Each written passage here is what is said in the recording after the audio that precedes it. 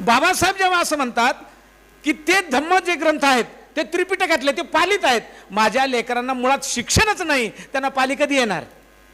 म्हणून मला माझ्या लेकरांची व्यवस्था करावी लागेल.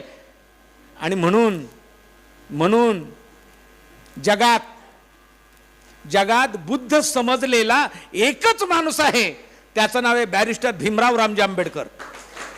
बुद्ध समजलेला आणि बुद्धाचं अनुकरण केलेला, इथल्या उघड्या नागड्या लेकरांना भाकरी देणारा, त्यांना कपडे देणारा, शिक्षण देणारा, मेंदू बळकट करणारा, जीभ बळकट करणारा जगात असा एकही माणूस नाही, तो भारतात आहे आणि त्याचं नाव आहे बॅरिस्टर भीमराव रामजी आंबेडकर.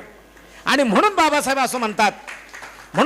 असं म्हणतात की उद्याच्या या लेकरांना मी आता धम्म दिलाय, यांना मी धम्म दिलाय, पण धम्म देण्यापूर्वी यांना सगळ्यात महत्त्वाचं काम करावं लागेल, ते म्हणजे यांना धम्म